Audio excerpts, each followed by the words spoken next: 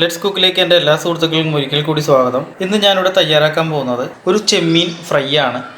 വളരെ വ്യത്യസ്തമായിട്ടുള്ള രീതിയിൽ നമുക്ക് ഷാപ്പിലെല്ലാം കിട്ടുന്ന അതേ രീതിയിൽ തന്നെ തയ്യാറാക്കുന്ന ഒരു ചെമ്മീൻ ഫ്രൈ ആണ്. 1/4 കിലോ ചെമ്മീൻ ഞാൻ നല്ലപോലെ കഴുകി വൃത്തിയാക്കി എടുത്തിരിക്കുന്നതാണ്.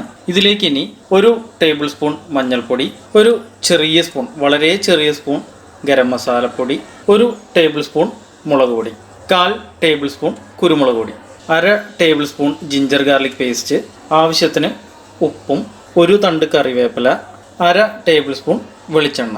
നല്ലപോലെ മിക്സ് ചെയ്ത് കൊടുക്കുക. ഇനി ഇതൊന്ന് അടച്ചു വെച്ചിട്ട് ഒരു 15 മിനിറ്റ് അല്ലെങ്കിൽ ഒരു അരമണിക്കൂർ ഒന്ന് വെയിറ്റ് ചെയ്യേണ്ടതാണ്.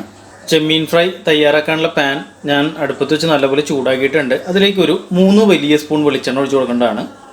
വെളിച്ചെണ്ണ നല്ലപോലെ ഒന്ന് ചൂടായി കഴിയുമ്പോൾ തീ ഒന്ന് സിമ്മിലേക്ക് ഇട്ട് കൊടുക്കുക, കുറച്ച് കൊടുക്കുക. എന്നിട്ട് ഒരു വലിയ കഷ്ണം ഇഞ്ചി ചതച്ചത് ഇതിലേക്ക് ചേർത്ത് കൊടുക്കുക. ചെറിയ കുടം വെളുത്തുള്ളി ചതച്ചതും ഇതിലേക്ക് ചേർത്ത് കൊടുക്കണം. വെളുത്തുള്ളിയുടെയും ഇഞ്ചിയുടെയും അങ്ങനെ പച്ചക്കുത്ത് പോകുന്നവരെ ഒന്ന് ചൂടാക്കി എടുക്കേണ്ടതാണ്. വെളുത്തുള്ളിയുടെയും ഇഞ്ചിയുടെയും പച്ചക്കുത്ത് അങ്ങോട്ട് മാറുമ്പോൾ നമ്മൾ നേരത്തെ തിരുമ്മി വെച്ചിരിക്കുന്ന ചെമ്മീൻ ഇതിലേക്ക് ചേർത്ത് കൊടുക്കണം. നമുക്ക് നല്ലപോലെ ഒന്ന് ഫ്രൈ ചെയ്തെടുക്കാനുള്ളതാണ്. ഒന്ന് ചൂടായി വരുമ്പോൾ മെല്ലെ തിരിച്ച് ഇട്ട് കൊടുത്താൽ മതി, അല്ലെങ്കിൽ മെല്ലെ ഒന്ന് ഇളക്കി കൊടുത്താൽ മതി. ചെമ്മീൻ ഒരുമാതിരിയൊക്കെ വെന്ത് തുടങ്ങിയിട്ടുണ്ട്. അത് മെല്ലെ ഒന്ന് സ്പൂൺ കൊണ്ടൊന്ന് പ്രസ് ചെയ്ത് കൊടുത്താൽ നമുക്ക് അറിയാൻ പറ്റും. അപ്പോൾ ഒന്ന് വെന്ത് തുടങ്ങുമ്പോഴത്തേക്കും നമ്മൾ അരിഞ്ഞു വെച്ചിരിക്കുന്ന ഒരു 2 മീഡിയം സവാള കൊത്തി നുറുക്കിയത് ഇതിൻ്റെ അകത്തേക്ക് ചേർത്ത് കൊടുക്കേണ്ടതാണ്.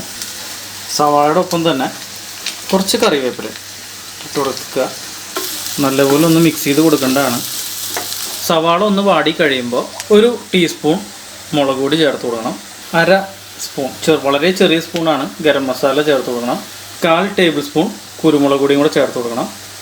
എന്നിട്ട് നല്ലപോലെ മിക്സ് ചെയ്ത് കൊടുക്കേണ്ടതാണ്. എരിവ് നിങ്ങൾക്ക് കൂട്ടണമെങ്കിൽ കൂട്ടാം, അല്ലെങ്കിൽ കുറയ്ക്കണമെങ്കിൽ കുറയ്ക്കാം. കുരുമുളക് പൊടി കൂടുതലിട്ട് കഴിഞ്ഞാൽ കുറച്ചും കൂടെ സ്പൈസി ആയിട്ട് കിട്ടും.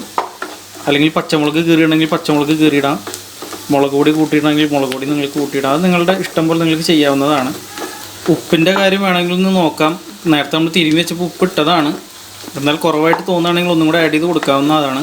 ചെമ്മീൻ ഫ്രൈ റെഡി ആയിട്ടുണ്ട്. നിങ്ങൾക്ക് ചോറിൻ്റെ ഒപ്പം ആയാലും മറ്റേത് ഭക്ഷണത്തിൻ്റെ ഒപ്പം ആയാലും നിങ്ങൾക്കിത് കഴിക്കാവുന്നതാണ്. വളരെ ടേസ്റ്റായിട്ട് നമുക്ക് വീട്ടിൽ തന്നെ തയ്യാറാക്കാൻ പറ്റുന്ന ഒരു ഡിഷാണ്.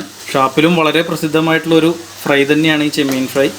എന്തായാലും ഇതെല്ലാവരും ട്രൈ ചെയ്ത് നോക്കണം. നിങ്ങൾക്ക് എല്ലാവർക്കും ഇഷ്ടപ്പെടും എന്നുള്ള വിശ്വാസത്തോടെ ഞാൻ നിർത്തുകയാണ്. മറ്റൊരു വീഡിയോ ആയിട്ട് ഞാൻ പിന്നീട് വരുന്നതാണ്. Thanks for watching my video.